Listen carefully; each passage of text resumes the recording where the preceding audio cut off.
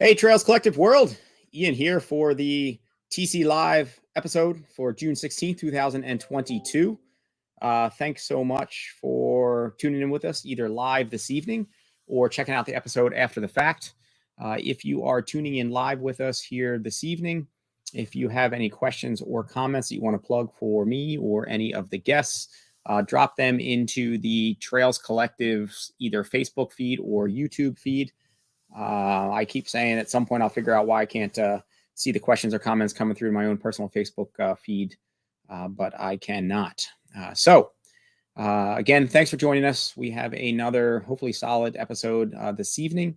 We'll go a little bit longer. We're hearing some voices from Laurel Highlands, as well as a great Adirondack Trail run, as well as catch up a bit with Dick Vincent and with just Dick as a whole, as well as Escarpment, which just recently got the formal go-ahead. And I think registration, if not live already, should be live anytime now.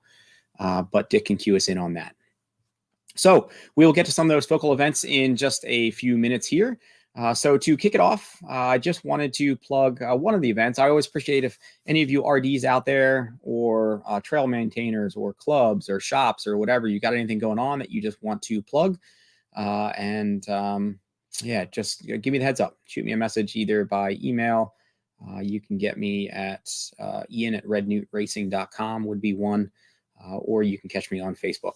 And in this case, thank you to Stephen from Conquer the World Endurance. He is a fellow RD, puts on a number of events, I think predominantly in the Hudson Valley area. But he has one coming up running on July 10th in LaGrangeville, New York. It is the Red Wing Trail Challenge. It's a 15K, 60K.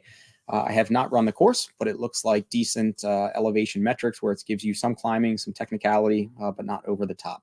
So if you got some fitness at the moment and nothing going on July 10th, check out Conquer the World's Red Wing Trail Challenge.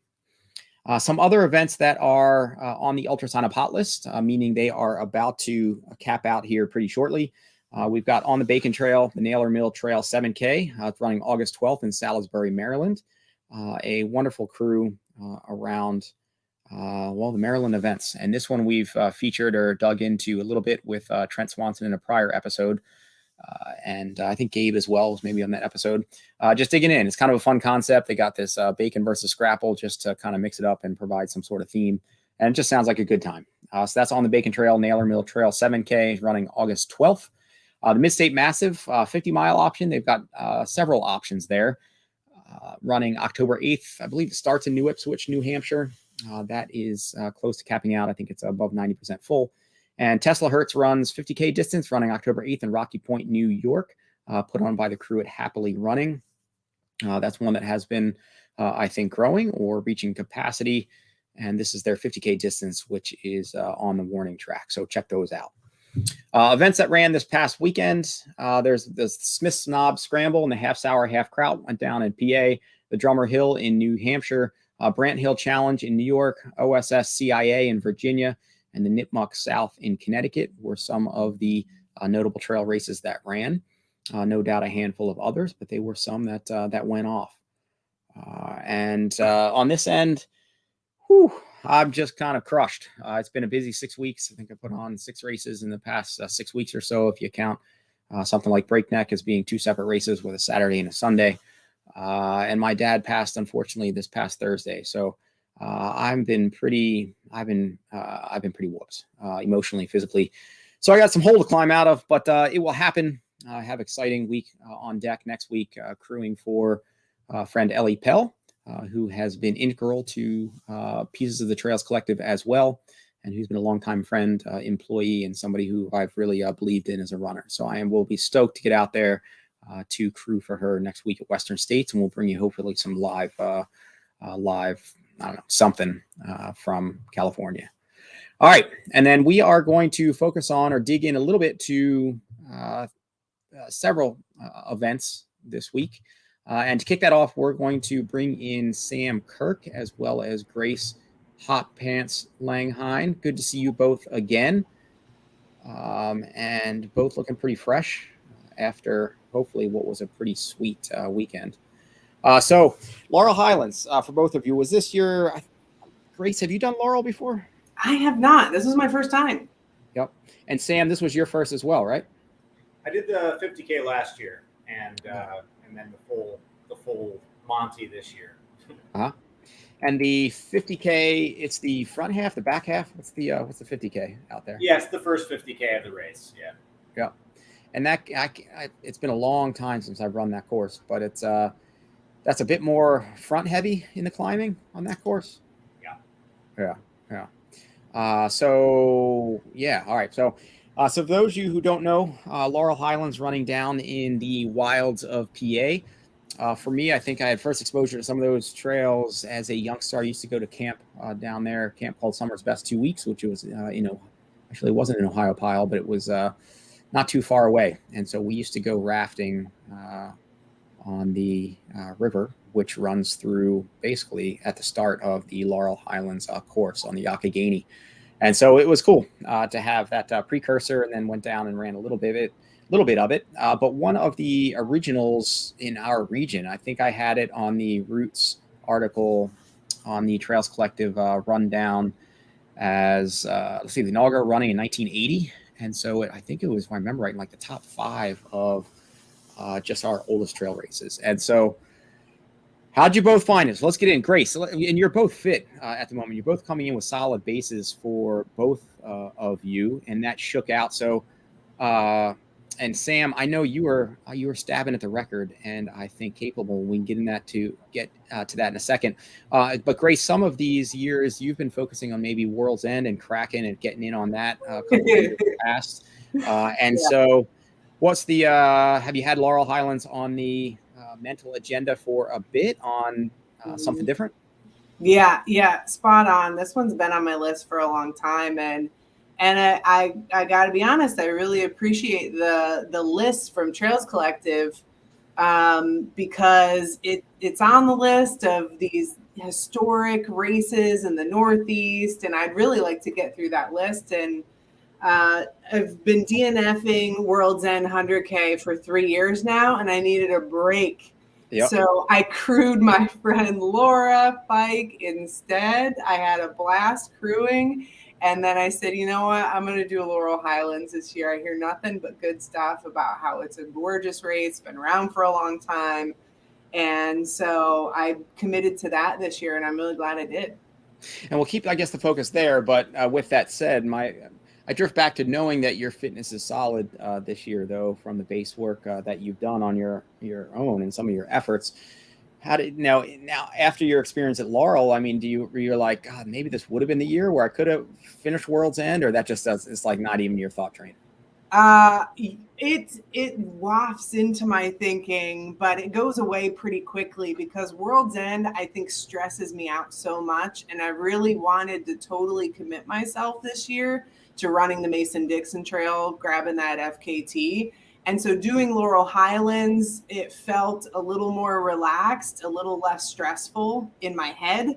So I could totally commit to Mason-Dixon. And then, if Laurel Highlands happened or didn't happen, I wasn't as stressed out about it. So I'm really glad that I went for Laurel Highlands this year instead of World's End. Even though World's End had some really great weather, I still don't feel bad about my choice. And honestly, I'm looking a little stronger toward the fall now. Prior to Laurel Highlands, I did a very hefty training month. And so if I had been doing World's End, I probably wanted to be a little more tapered than what I had did for Laurel Highlands. So I went in with a lot of miles on my legs, tapered hard and fast, had a great day. And that, I think, is going to set me up better for the fall. Yeah. And then so speaking of the taper and going in hard and hot, so Sam, you coming at it also with a really good base coming at it. I mean, you've got some real technical prowess over some pretty technical terrain, whereas, Laurel has some climb, maybe it has some technical stretches, but it's a pretty runnable course, I should say, at least for somebody who, again, has some really technical legs like you do. How'd you feel going into it versus what you were projecting? Well, I mean, I had a decent amount of beta on the course, from being out there the previous year for the first 50K. So I knew that the course softened in the second half, just from what I heard about the trail. I was going in really confident, feeling good, and like just feeling strong in my running and my efficiency. Just no little issues or anything. So I was very, very happy about that. Also, I know that World's End had great weather. Our weather couldn't have been better at Laurel either. Great weather. It might have been better. We had some rain in the morning, but come on, that was pretty outstanding weather. It was great. It was great weather. I think it was World's End actually warmed up a little bit, and I don't think Laurel really did. It stayed pretty nice all the time. Mm-hmm. Yeah, it was great. I mean, it was perfect conditions out there, and I wanted to give a run at the record. I knew that it was very stout by Courtney Campbell there in, I think it was 1998 that he ran that time. I don't know what the weather was in 1998, but anyway, I wanted to give it a run. I wish I would have had a watch late in the race. My watch died at mile 45, but I was asking times late in the race and things like that, what time of day it was, and sort of things like that at the aid stations, trying to figure it out. But yeah, it was a beautiful day out there. It was a great day to push yourself, and I think a lot of people did out there. Yeah, and I got a bone to pick about the back half of the course, because and shame on me for listening to other people. I should have did my own research, but I kind of wanted to go into this race fresh and not knowing the course too much. And I hear, the last 10 miles are just piece of cake. They're flat. And one person told me they were boring. So I'm thinking I'm going to get basically to a rail trail. No. It is still very technical toward the back of that course. And when you're on tired legs in the night time, there's a lot of rocks, and I didn't get to do as much shuffle running as I had hoped.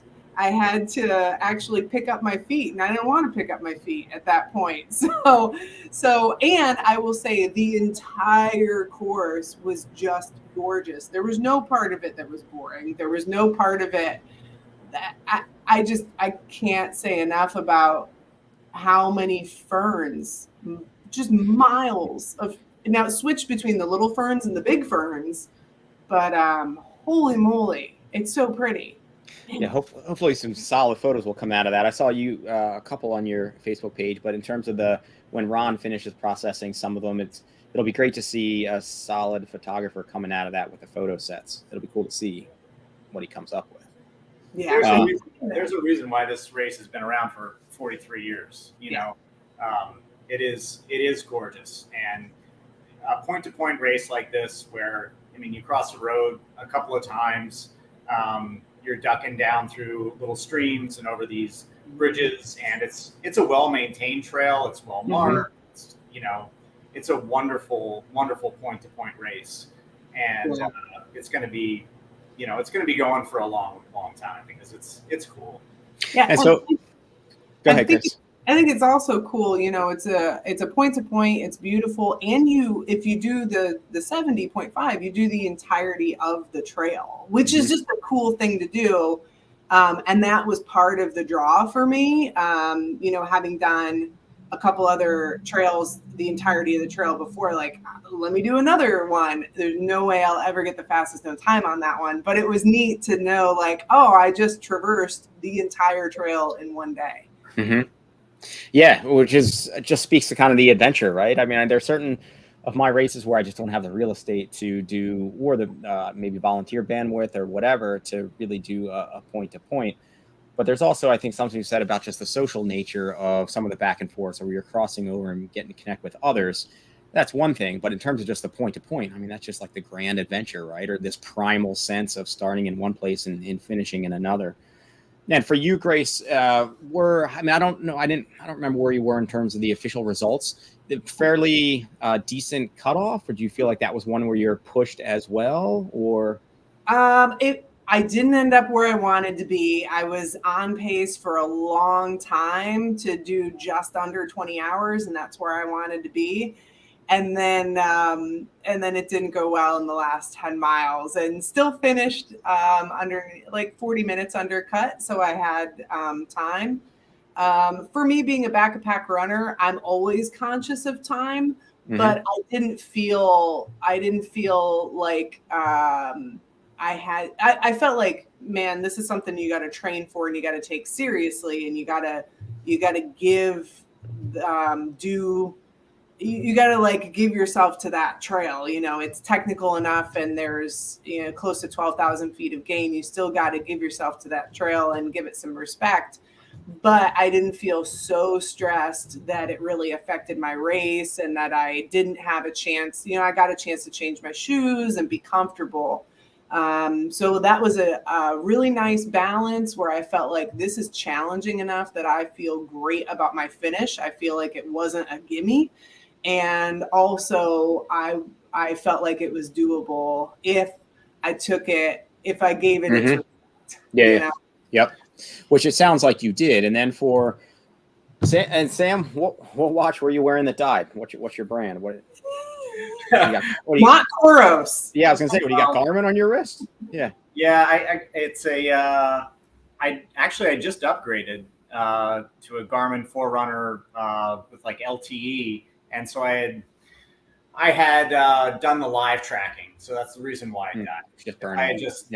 I wanted to send that out to the family and a couple of friends, and so yeah, I got that alert at, you know, just after mile 46 aid station. No. That my battery was critically low, but not my internal battery. My internal battery was just fine. This is why it doesn't pay to be in the front of the pack. You got to be in the back of the pack where there's plenty of people to ask, like, what do you got for time? What do you got for time? You know, if you're too fast, you don't have that. And so would you have been aware, Sam? Like, did you go in with, this is where you should be to be on record pace at different increments, and you were tracking it until the watch died, or not so much? You were just kind of running with what you had, but not necessarily. Yeah, I mean, I had an idea that I didn't know how slow miles like 33 to 46 were going to be, and so when I was watching that, you know, through there, I was getting a little like demoralized. I was just like, oh man, like these miles aren't clicking off. I was seeing a lot of like 11s in there and stuff, and I just was like, oh, like, you know, I felt like it was like slipping away, because I knew that the first half of the course, just from some some conversations, like has slowed down a lot. So I was going to have to make up time in the back half. And so I knew I was kind of coming from behind there, and I just didn't feel like it was making up ground. So I think just not having any feedback from my watch, you know, coming into the last 24 miles and knowing that I would have known that I was making up time, you know, was a little hurtful. Just in like, I assumed that the miles I was running were like the same pace. And then I came into, I think it was mile 57 or something around those lines. And I was, you know, I wasn't really sure of like the time. And it wasn't until the final aid station 62 that I realized that I like was even like under 11 hours, like as far as the, you know, the timing went. Like I thought it was like 40 minutes behind that. And oh wow. Yeah, and then so I just, you can't really do that math in your head, you know. I just didn't really know. And so yeah, I thought I was going to be finishing around like 11:30 or something, and then I came into mile 62 aid station and realized that I realized that maybe it was there if I like had something real special, but I was going to have to drop mid sixes through the last 8.5, and like not having that on my watch, I was like, I didn't know, you know, and I guess, honestly, I didn't believe that I could, at that point, belief was kind of out of it. And I didn't know exactly what the terrain was. I mean, it moved. You can move like in the daylight. You can really move through those sections. There was only a couple of downhill things that were like just you couldn't really go that fast. It was just too steep. But other than that, you can move.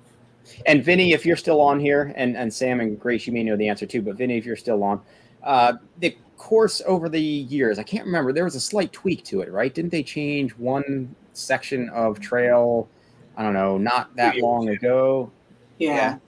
And so did that make it? So what's the difference in the course that you ran versus Courtney's back in the day in '98? I don't think there's much difference at all. Mm-hmm. I'm not sure when it changed, but I did hear that there have been course changes over the years, and it's a smidge short.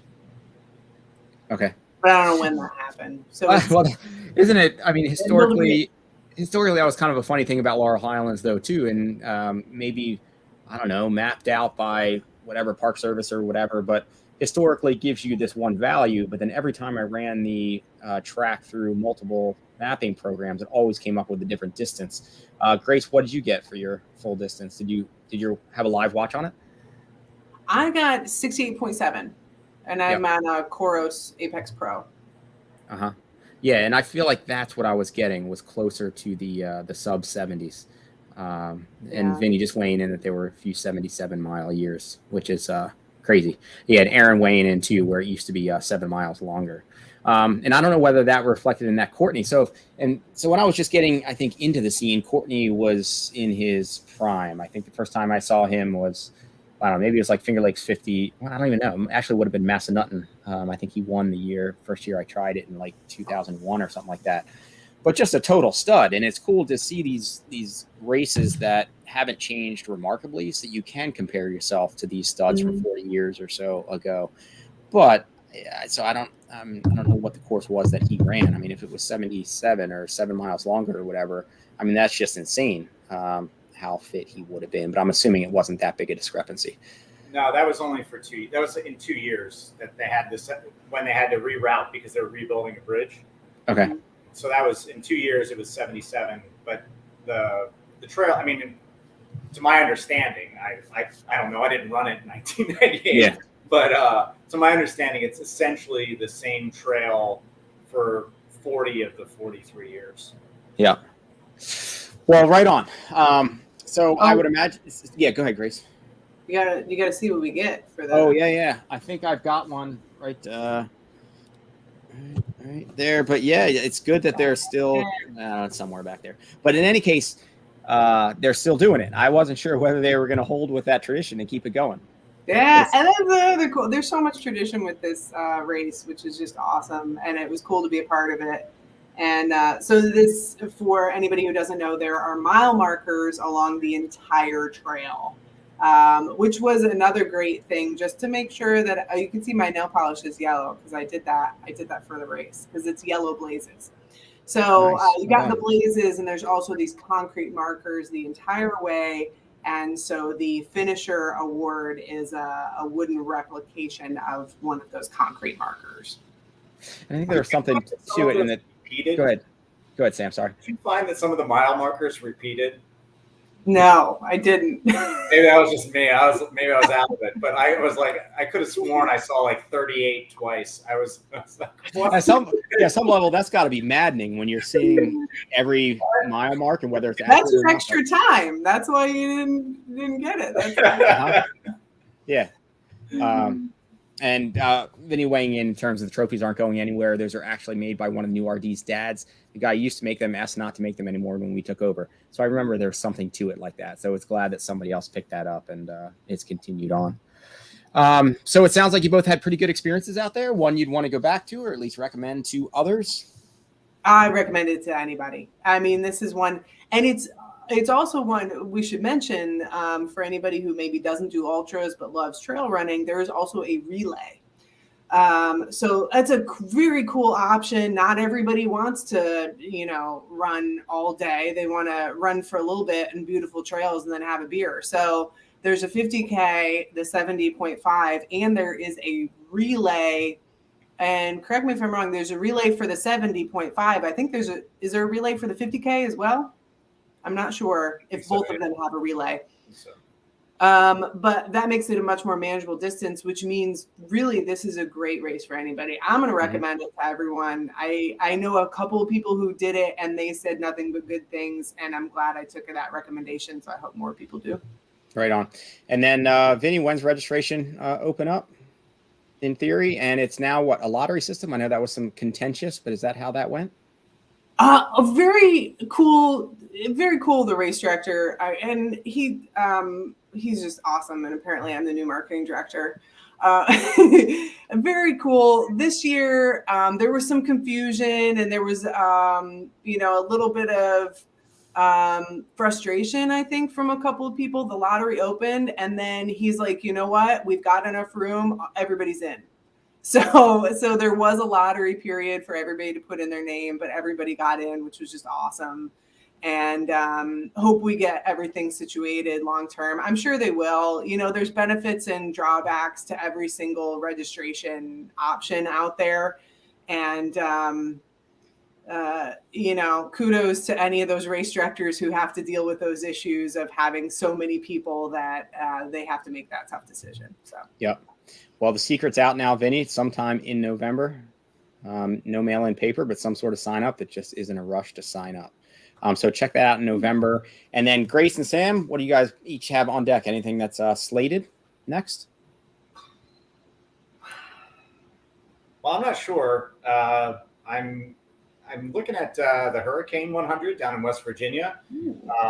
It just popped onto my radar here, and there's a couple of guys down there that I think I'd like to race. And is that a new one? I don't know if the Hurricane 100. First year in the town of Hurricane. Yep.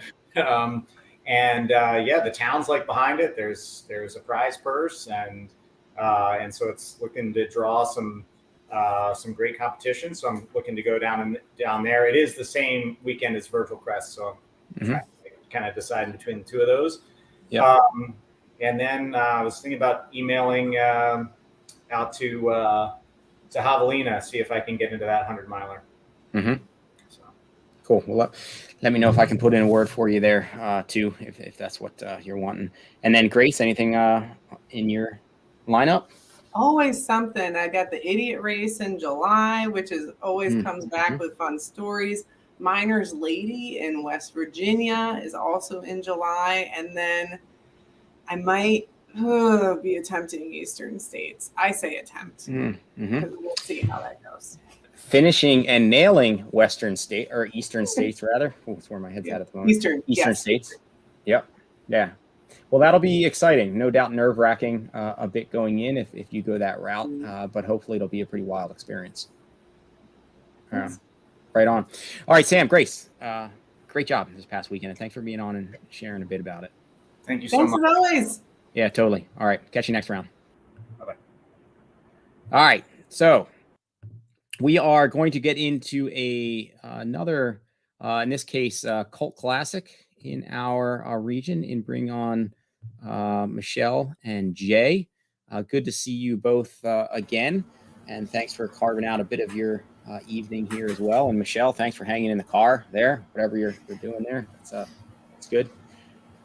So this one on the Great Adirondack Trail Run. I didn't get a chance to dig into the stats. We have talked about it. Jay, did we have you on last year for Great Adirondack Trail Run? We did, yeah. We did, yeah. Yep. Yeah.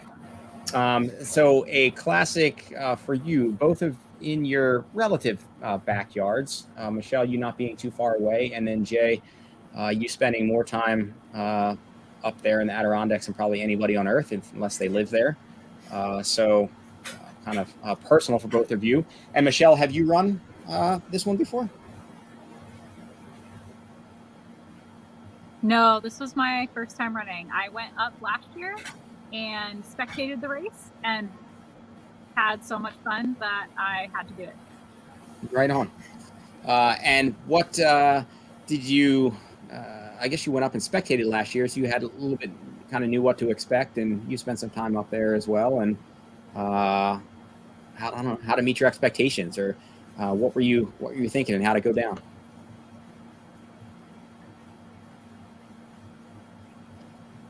Yeah, so I went up to spectate last year. I had never done any of the course, so it was all new to me. I did ask Charlotte Winkler, who had run it last year, for a little bit of intel on what to expect. And everybody kept telling me about the really steep downhill at the end. But unfortunately, I made it there with absolutely nothing left. So I didn't really get to steep downhill as much as I would have liked to. Uh-huh. So it exceeded my expectations of what what I was hoping for. And then, Jay, since you are more familiar and probably know the stats more, for those who are not familiar with the Great Adirondack Trail Run, lay out some of the stats and kind of set the picture for the course. So it's a through hike or a through run from start to finish. You're running entirely on Adirondack trails that the DEC maintains, which is why it's a smaller trail or a trail race with about 60 entrants every year. Start to finish, it's just over 11 miles with about 3,000 feet of climbing, and you do summit two smaller of the peaks in the King Valley area. And I mean, for you, in as much time as you spend up there, it's got to be fun to, I mean, you've done FKTs and put in a ton of miles on your legs, but to do a formal event, it's kind of like a special treat, right? I mean, it's really, there's just not that many events that are able to run in the Adirondacks. This is one that's able to get pulled off, and I imagine it's just, I don't know, mixes it up for you in terms of looking forward to your weekend up there. Absolutely. It's, I think, one of 4 official races in the park. So, like you said, there's not a lot of them. And this one, actually, I think this is the 17th year they've done it. So there's a lot of people that come out year after year and try and get into it. And so it's a good community. It's a good way to connect with everybody that normally I would see maybe in the peaks, but to actually kind of toe the line one at a time with them. And then the entry process, Michelle, you got through the phone call gauntlet. Is that how that goes for registration? Yes, I was aware that the entry process was unique. Considering my husband owns an online registration company, I was like, why can't they just use online registration like everybody else? But I guess that's part of what makes it really special. So I tried calling every single minute, starting at 8 o'clock when registration opened, and after 26 phone calls and 26 minutes, I made it through. But I will say it was not a very productive first hour of work for me that day. That's pretty hilarious. And what's the and I haven't talked to, is it anybody at the Mountaineer that answers, or is that Jan kind of fielding all those calls that morning? I don't know who answered, but a person answered, and they took down my information, and that was, maybe Jay knows who it was. Yeah, it's one of the employees, one of the staff members was answering the phone. So yeah, and that's got to be pretty funny. And what's the demand? I mean, is there? I mean, there's got to be. I don't know. Like, how's that go? Have you talked to them at all, or Jay? Are you in contact with the Mountaineer crew? Do they keep getting calls throughout the afternoon, and it fills up like that much quicker this year, or how's that growing? So I think last year was the fastest it sold out. It was like, I think 34 minutes or something from start to finish. This year I got in right around the 30-minute mark, and they said there was 12 more slots. So I think it was a little bit slower, but it could also vary on how long it takes the person on the phone taking the information down and hanging up and answering again. But yeah, again, under an hour. So, and that's some cool old school excitement right there. Just kind of the thrill of making that call, like you're trying to win a contest on the radio or something like that. And exactly. and Michelle calling 26 times or whatever, like that's just hilarious. Yeah, I actually was just on a run with someone. We had a group trail run, and someone who did not get through, so they have to try again another year. I think that maybe all events should just switch to that process for registration and have it just be complete excitement and chaos for a year of registrations. That would be outstanding. It would It would. It would probably control the growth of trail running, maybe a little bit in some ways, or access. And then Michelle, your legs were just cooked. So I know you're coming in with some decent fitness. I don't know what your training's been like since Breakneck, but did you just kind of go out hard, and were you in contact to or with Sarah for a bit, or how'd that go?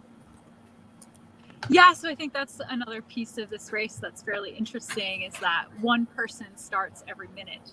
And I actually started quite a bit ahead of Sarah. I had no idea when she was starting. It just kind of got up to the start line and Jan says, okay, go. So I was off. And so I really didn't see her, and I kind of just expected, well, she's probably going to pass me at some point. It's just a matter of when. And she passed me with about a half mile to go, but she had put a lot of time on me because she started many minutes behind me. So she was really strong out there. My training has been going well since Breakneck, but it's definitely been a lot less focused than it was for Breakneck. Just trying to have a lot of fun, not put any pressure on myself. And this was really just an opportunity to get out there and do something new. I definitely was trying to give it a race effort. I think maybe a little bit of the combination of the humidity. I did also in the middle of the week, so maybe running 2 races in 1 week is not a good idea. And I probably won't do that in the future. Good training effect, but maybe not for going into that final a steep descent where you kind of want to have some quads left, maybe. Yeah, actually my quads were totally fine. It was just the rest of me, I felt like I was overheating actually. So a little bit more of like not wanting to dig deeper, which sounds a little bit sad to say. But the uphills, that hurt quite a bit. It was a long uphill. I guess when I calculated how many miles I'd be going downhill, I kind of forgot to calculate how many miles I'd be going uphill, and it was a lot of uphill miles.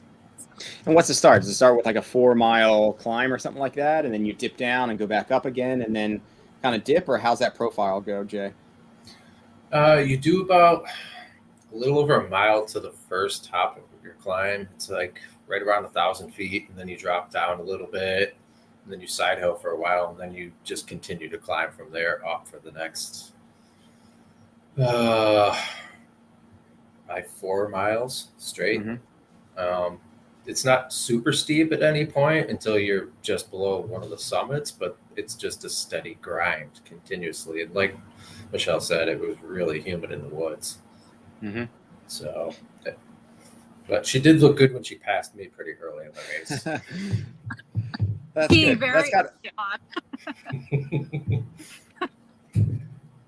that's got to be kind of a fun format too, in terms of just the stagger, but also kind of running for your life, or you're kind of the prey up there.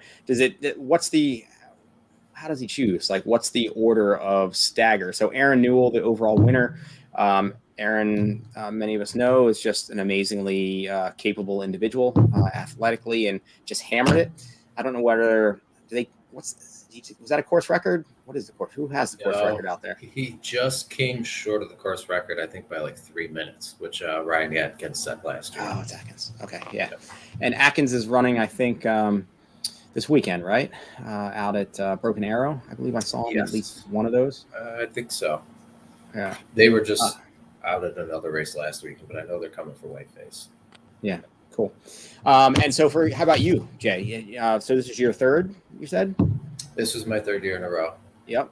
And fitness, how'd you feel? Was it good? Good year of the 3, or? It was in the middle. I was also coming off of running the 50K at Cayuga last weekend, so my legs were a little tired after that. Yep. But yeah, I still was enjoying it. It was good to get back out and see the trail again, see everybody out there. Right on.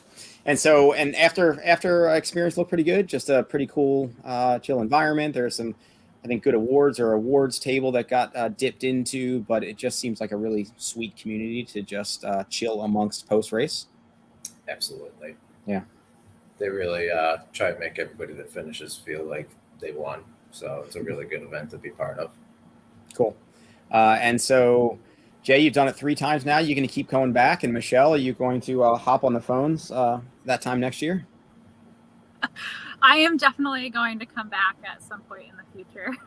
And I think a lot of times the first go is an experiment, and the second time around, third time around is where you get to learn from your past mistakes and grow a little bit and hopefully have a better day. That's all. So I can't wait to go back. Cool. Well, nice work to both of you. Thanks for being up, for sharing another few minutes of your evening tonight. And it was good to see you. It's good to have seen you both a few times, I think, this year now. And you'll all both see you in a couple weeks, right? At Whiteface. I think you'll both be up there. Absolutely. Yeah, sweet. That's the plan. Well, I think I still need to register, but well, no time like the present there. Yeah. Yeah. Well, it will be great to have you in the mix. And thanks for your help along the way with it as well. All right. Well, thanks, guys. And I will see you again in a couple weeks. Sounds good. All right. See ya. All right. And so if it works here, the last guest of the night, which we'll dig into if he can connect. Dick, if you can hear me, you'll need to connect your... I can. Oh, you can. Can you go live with your camera? Wait, you were back off. Every time I go live with my camera, it knocks off my mic. Oh, sweet. Well, that's why you created a trail race in 1977, I suppose. Yeah. Yeah, that's true. So I can you can maybe put a picture up. Don't do that. Probably I got a great face for radio. So we'll go with that. Let me just say before we do anything else. Totally. Laurel Highlands is terrific. I ran Laurel Highlands in 1990, and one of the things about Laurel Highlands is it's pretty much a single track the whole way, and I think it leans more towards the runner's race than the climber's race. But certainly, what your earlier guests were saying, Sam and Grace, that it's just a great event. So at that point in 1990, I mean, you were 13 years into escarpment at that point, and I guess so. Let's start somewhere around then. I mean, because it's pretty awesome because you've really seen you were literally one of the foundations in the trail run scene. I mean, nationwide at that point, let alone creating what you did out of escarpment, where it wasn't just a mild event. And I've talked with you or been around you when you've been talking about this a little bit historically in terms of getting the okay or the permits, or like, what are you doing in terms of when you started it, but kind of set the stage. So in 77, when you really started it, what was the scene like? There wasn't a trail running scene at all. I was running trails a little bit with a friend of mine who was Barry Hopkins, who liked cross country and running some trails. And I heard about this thing called the Escarpment Trail. And I thought, hey, that might be cool. And the more people I suggested, told it about, they'd all say, that's a really bad idea, which, that kept me interested. Then I threw together an application one time to do it. I meant to go out and run the whole trail by myself, but never really got out to do it until the race day. And, it was a different beast back then because it wasn't maintained. We didn't have aid stations.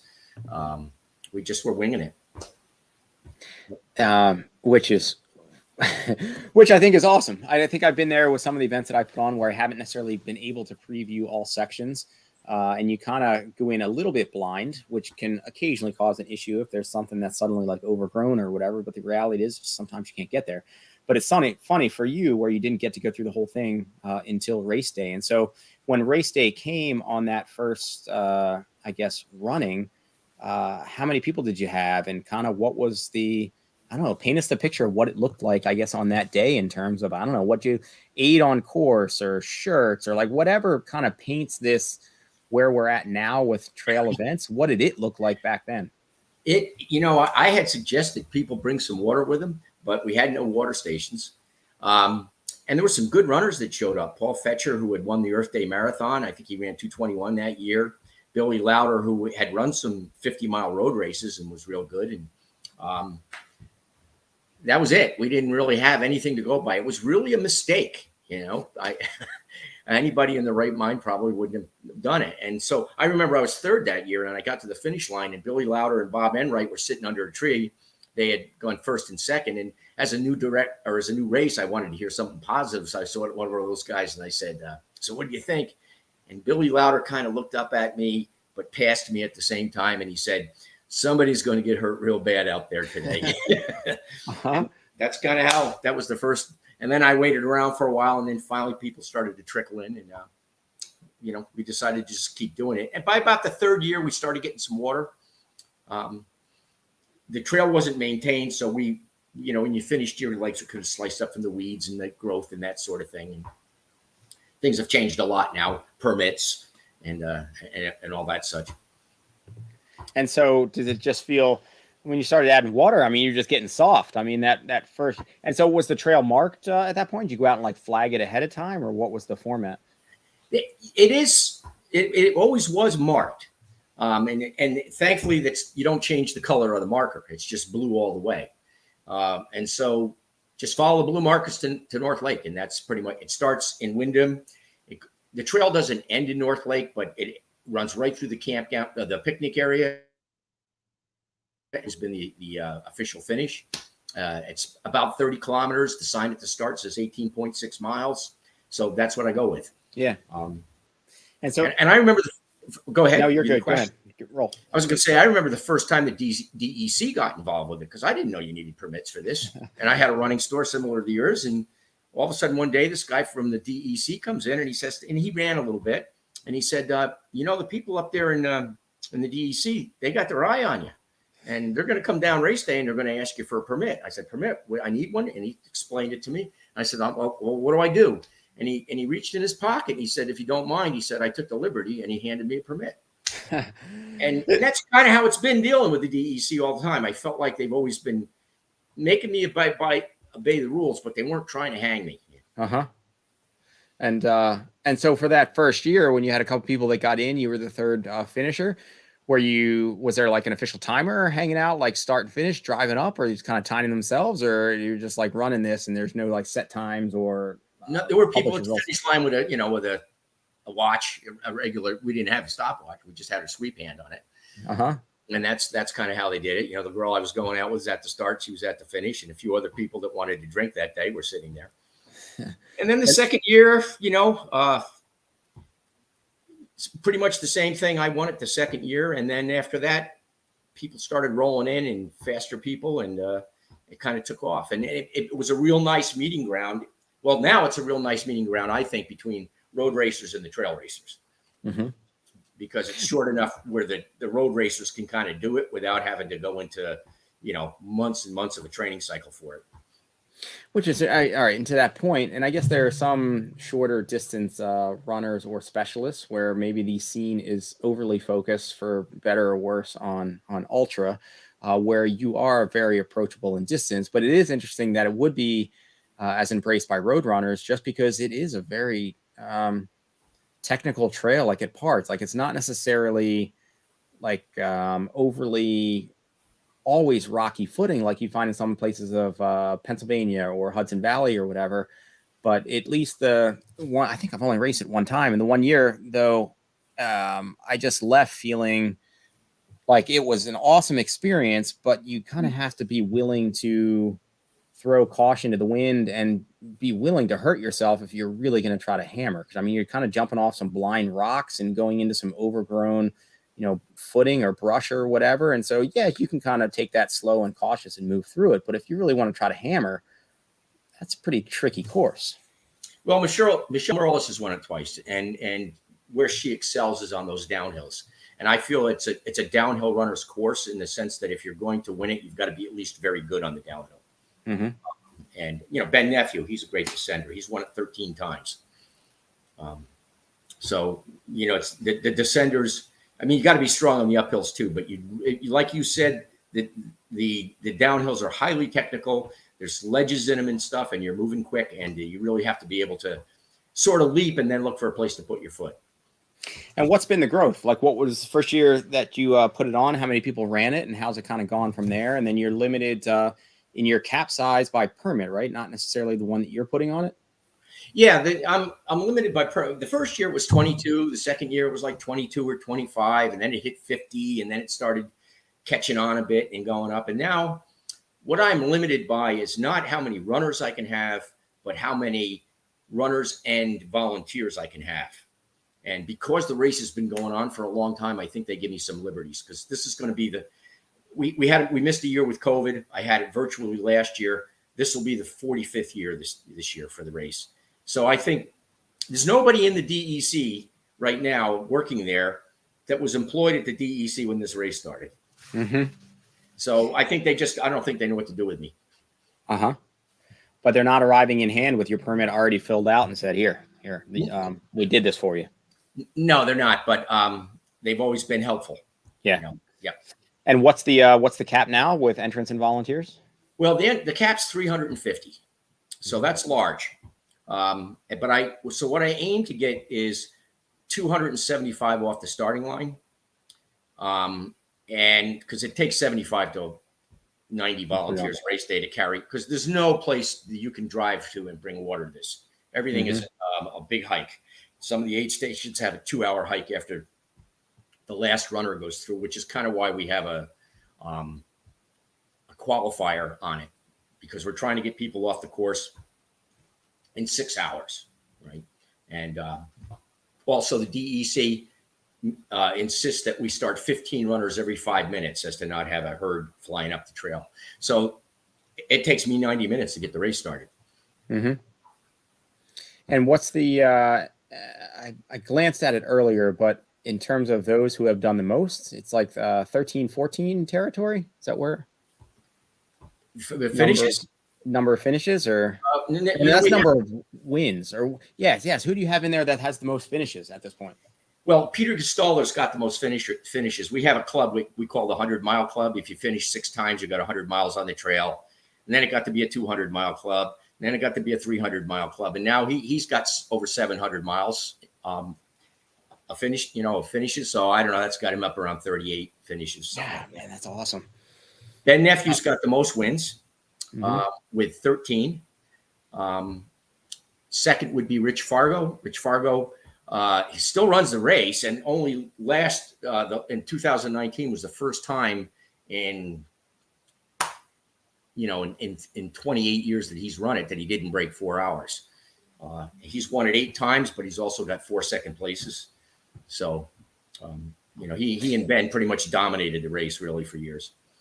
Which is awesome. When you see the people, I mean, I know it always feels good to me as an RD to see these people coming back, and they form friendships within themselves and look forward to seeing one another again. And especially before kind of the advent of social media. I mean, these places these events were places where you can come together and really connect with people. So it's got to feel really good to you to see these people that you've been friends with for so long in the context of this event. This race has done more for me than I've done for this race. It's the people I've met. The friendships and the bonds I made have just been amazing for me. It's family, really. That you've seen that with your races. Mm-hmm. You have that group around you that just love you, and they want to help you out, and you just feel like, I'm sure you feel like you're blessed. Oh yeah, right. I mean, it's a lot of work and it's a lot of stress, but you feel blessed to have the opportunity to do it. Yeah.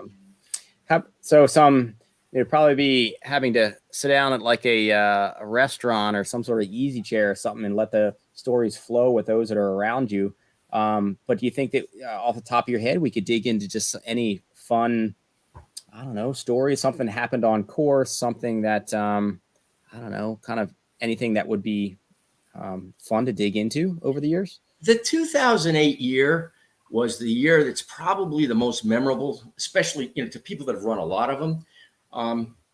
Race started off fine in the first hour, and then we got incredible electrical storms throughout the race. And at this point, people are spread all over the mountains. There's no pulling anybody off. And one of the people that ran the race, she's a scientist, so she knows where to look up these statistics. And she said the storm was dealing up 100 strikes like every 15 minutes, or something. It was something ridiculous. It was just one strike after another. Everybody that finished I had people hiding under rocks crying. I was going up Blackhead with so much water coming down there. These guys were, and in there shaking when they're worrying for their life. The guy says to me, "But I want to qualify for next year." I said, "Let's just live through this first." So that's pretty awesome. We've had some pretty bad injuries on the course, and that's something plays into what you say about the descents. I mean, Jim Miner, I think he's from your area.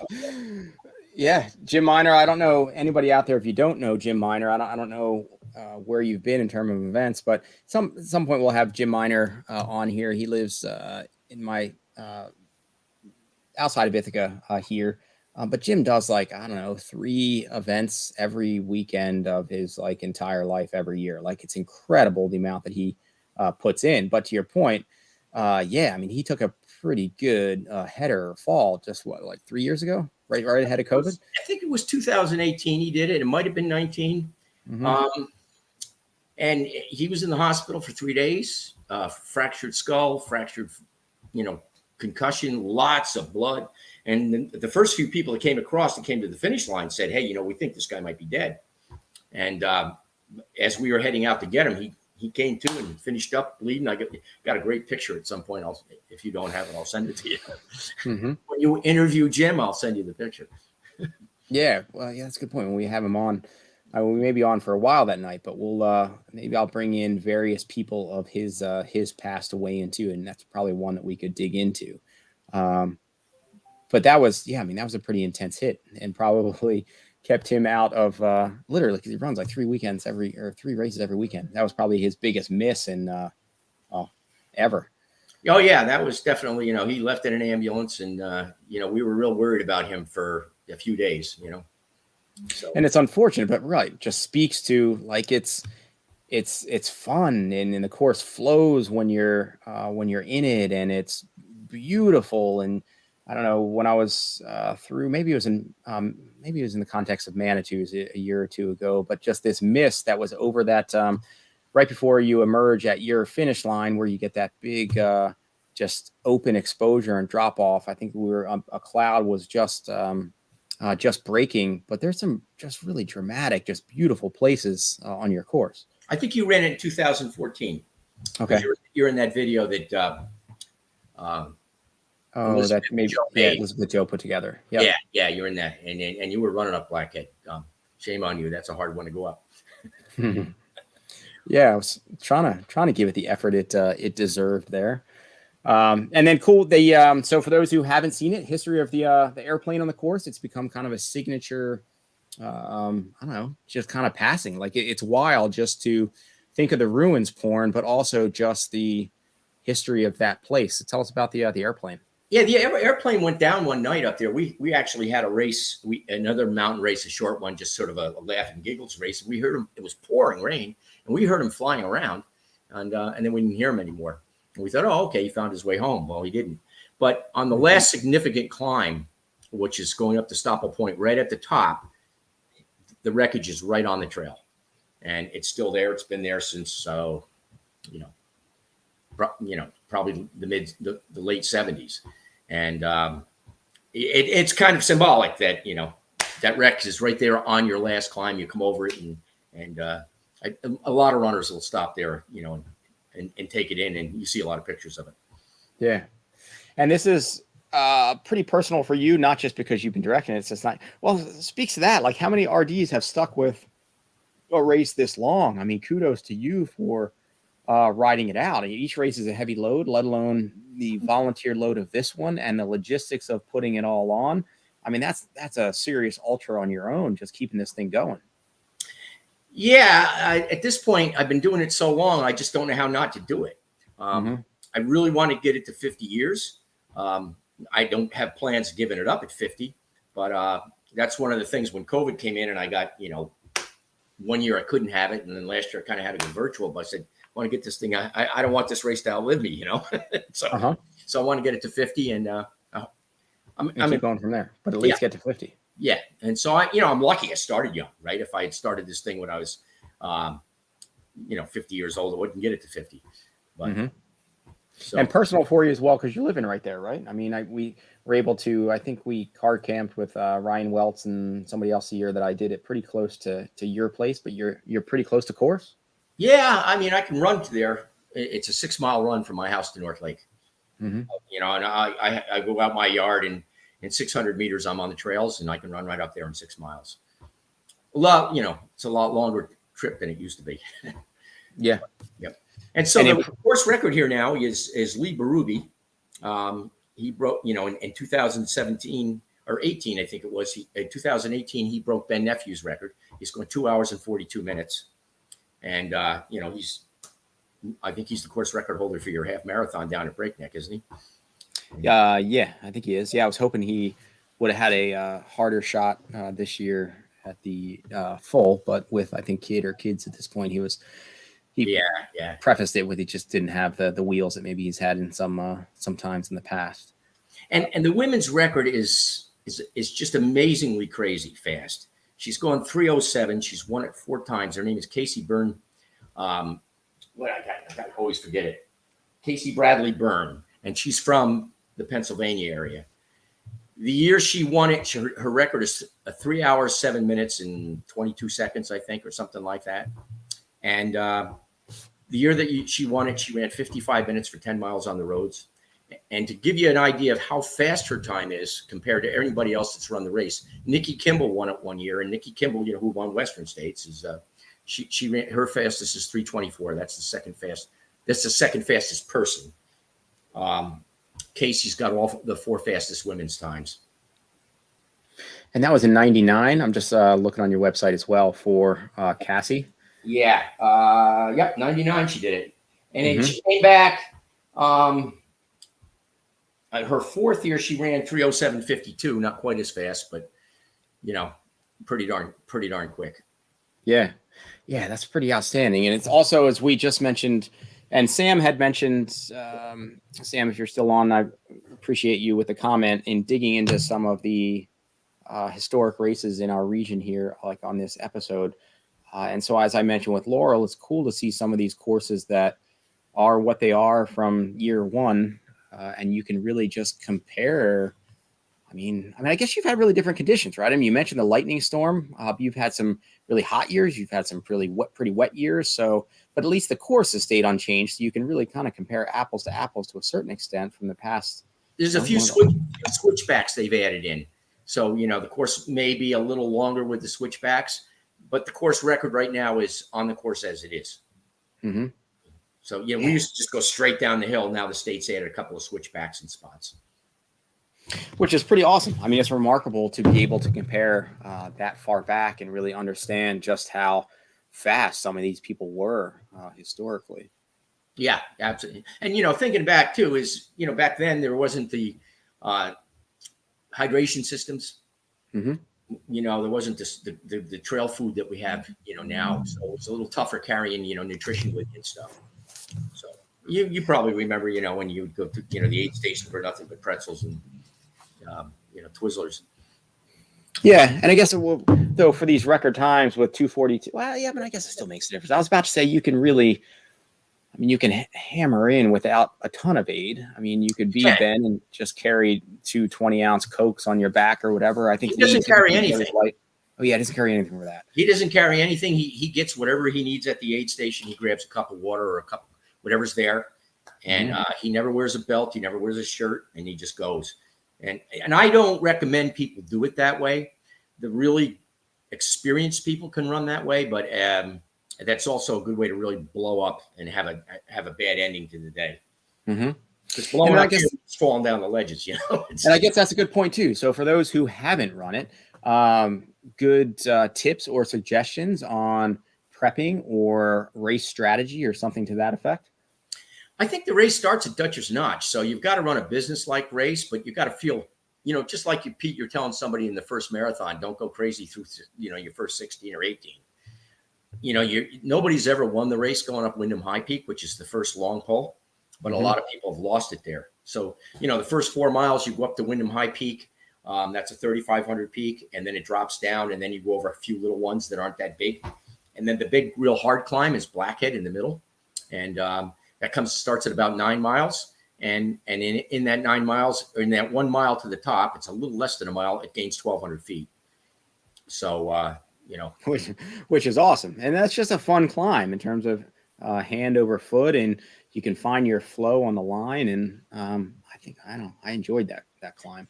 Yeah. And then, you come down the other side and it's a crazy rough and tumble descent. But the race does have a lot of runnable sections, and I think that's one of the things that makes it hard. Is that if you're going to do well, you got a lot of running to do. It's not just a lot of climbing, and that's why guys like Lee do so well, and like Ben, because they could, and Casey, Bradley Byrne, they could just turn the wheels, so they could get through the mountains real well, but they could also run the sections that you can make time on, and they can fly. And then I didn't preface it in the beginning, but just metrics. So length and elevation gain and or loss. Yeah, we'll go with 30K or 18.6 miles because that's what the sign says on the trail. Some people get it at 17.7 or some get it at 19. It's got about 5,000 feet of gain and about 4,600 feet of loss. So around 10,000 feet. I've seen GPS readings all over the map, but that's kind of about where it's at. And in the early days, I went into the DEC and broke out the topographical maps with 20-foot contour lines, and that's about what I got it. Mm-hmm. Which is awesome too. Just speaks to you and where you're coming from and breaking out the topo maps with contour lines. Counting them with a pencil, That's fantastic. How many people would know how to do that anymore? That's awesome. All right, and then to Sam's comment there, and which we'll get into. And I appreciate you keeping me in the loop throughout in terms of how it was going with permitting and when you could be live. For all of those of you who are watching, it was, I think, literally my first concept when I was starting the Trails Collective, probably 2 years ago.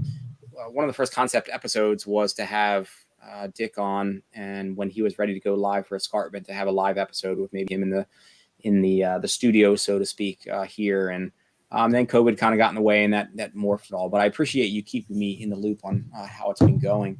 So tell us about registration and whether it's live and the process and how that goes. Well, can you see my, I'm sending you a note there. I don't know if you can see it. That's the link right there for registration. So right now, it's kind of arbitrary what I take because you get a number of people that drop out, and I'm trying to get to 275 there. But people go online, and what they will do is they will apply for registration, and they'll just put down some of their qualifiers or what their background is so that I can see that I don't have ranked beginners out there because of what we talked about, the falls and the different injuries you can have. And then I will approve it, and then they'll get a passcode sent to them by Zippy Reg. That's Michelle Merlis' husband's registration business. And I'm real good friends with Michelle, by the way. She's my favorite female distance runner, and she's won the race a couple of times. And then you'll get your confirmation, and that's the way we go. And so right now, I was looking at it earlier. I've got about 155 signed up, and we've been open for just about a week registration. So it'll probably so it should then close out or cap out or whatever by the end of the month for sure. I never know. One year it's closed out in 3 days, and sometimes it gets really busy for a while, and then so it is what it is. Right now we got 155 or maybe 160, and it could be capped out by the end of the month, or it could be the middle of July by the time it caps out. But it usually does cap out. And the date of this year's race? It's July 31st, and we're doing this late because it took an unusually long time for the state to okay my permit. So I think you and I talked back in January about going live when I got the permit, and I didn't get the permit until here we are. Yeah. Well, you got the permit, and they're rolling in, and I think I will be driving two of my daughters to camp up in Maine that weekend. But for those who aren't able to race but want to plug in, how do they find you, and what kind of maybe some volunteer opportunities are usually, or actually do you get these return crew that are always in and you're pretty solid, or are you always scrapping for volunteers, and in what areas?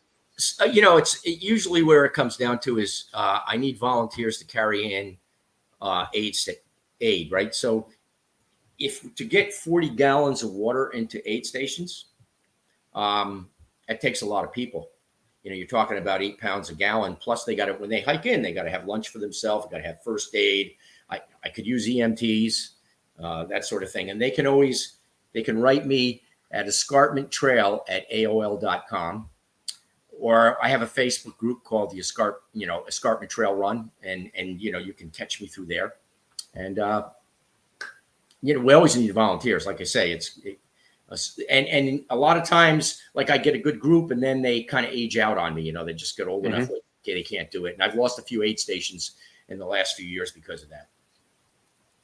And that speaking to that, just logistic, I think one of the first year or two, and I appreciate your helping with Breakneck over the years as well, but in those first couple early years where we were also muling water up to the ridge, I found myself searching, and I tried to find good, and maybe any of you listening now or in the future know of good water hauling systems, or maybe Dick, you already do, but I think I was even looking for systems that would be available to maybe third world countries working with water resources and supply.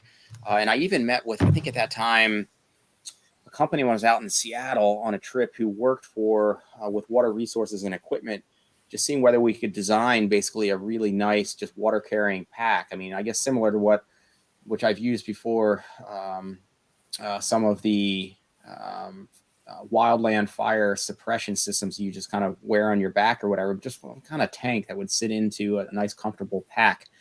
I don't know whether you've found any of those. I came up short, but it seems like somebody out there needs to design that for it seems what people end up going to, that is just getting water in 1 gallon jugs and putting, depending on who it is, some people can only carry 2 gallons, some people can carry 5, but after 5 gallons, it's a real heavy haul. I'd say the average person can carry about 3. Yeah. So you're trying to get 40 gallons of water someplace, it takes a lot of people. Yeah. And there is and there is no way to get water there other than on the back. You were at the top of the Blackhead. You saw all those people up there, and you're thinking to yourself, probably, how'd they get it here? There's not an easy, no easy way there. Yeah, which is a big challenge. The numbers you have on there and the growth of the sport and what people come to expect in terms of supplies. So, that's changed, as you've mentioned, over the years as well. So, that's a pretty real thing. One of the things, the hydration systems has taken a burden off the aid stations. So go to Ian's place and buy a hydration system. It's going to help.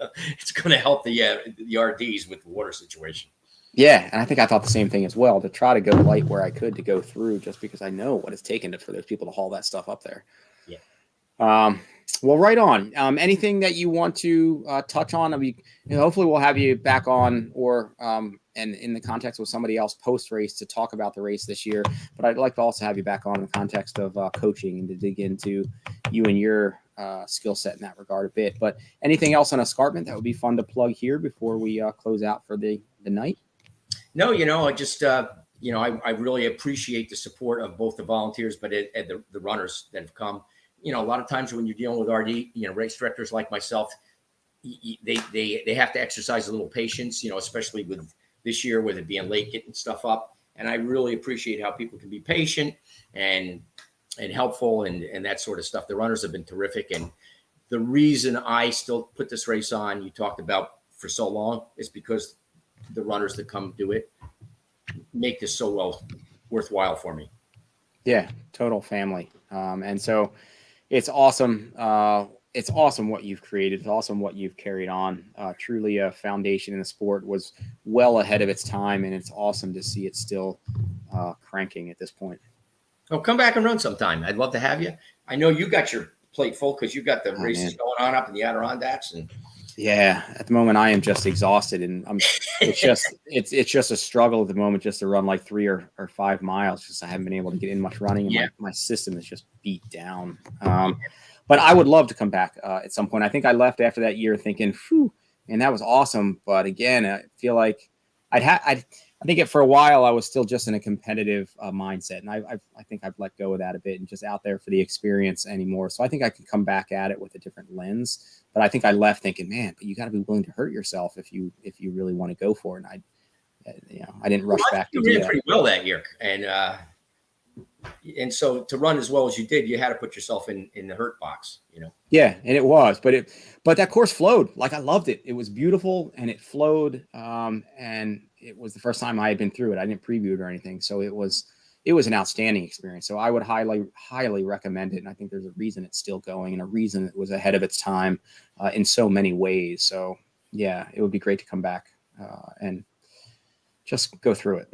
Yeah, and as you said to me earlier, how it started. It wasn't like some profound thought. Oh, I'm going to start this great trail race. It was just a mistake. Well, there are so many people that are thankful for your mistake. So I guess you need to make mistakes more often, I guess. I guess so. Yeah. So, thank you for Right having on. me. I really appreciate Dick, man. Yeah, for sure. It was good to chat for a while. Thanks for your time tonight, and I'll talk to you more soon. Yep. Bye-bye. All right, man. See you. All right. So there is coming up, let's see, this weekend, there are a few things on deck, at least in the relative neck of the woods here. We have Mountain Lake's Backyard, Last Person Standing. We have many on the Jenny in Letchworth, a classic event. Ghost Town Trail Challenge and the Sproul 10K in PA. I think Sproul 10K, one of, as an example, Matt Lipsey's favorite races ever, which for those of you know how much he's been around and raced, I think the Sproul is a really fun course. Vegan Power in Massachusetts is going down as well. So it will be a busy weekend ahead. And then, as I mentioned early on, I'm excited to head out to support Ellie in Western States next weekend. We fly out on Tuesday, and I'll be pretty excited. I've been out a couple times, I think paced or crewed a couple times, but it's probably been, I don't know, like 15 or 20 years since I've been out there. So I'm excited to go back. It's been a while. So we will tune you in on that. Thank you for tuning in tonight. Thank you for the comments that were levied. Thank you to our guests. Thank you to all of you who like or share these episodes of the Trails Collective, support it, what we're trying to do. Thank you for all the Patreon supporters for showing your support. We were able to turn that into supporting some of the team of athletes and helping them get to races and competitions. And just to, it gives me a little bit more motivation that people are actually watching and value what we're doing for me to keep getting the energy to do it. Thank you for all those who chime in with suggestions or events that you have going on. And I'm thankful for all of it. So we will come at you live. I think I was planning tentatively beyond this Sunday with Andy Jones Wilkins ahead of Western. I don't know whether that's still going to happen or not. I haven't reached back out to him. I just had too much on my own plate. But we may reach out or come back at you with a few Beast Coast athletes coming at you from Palisades or formerly Squaw out there. So stay tuned for that. And until then, I will see you then. See ya.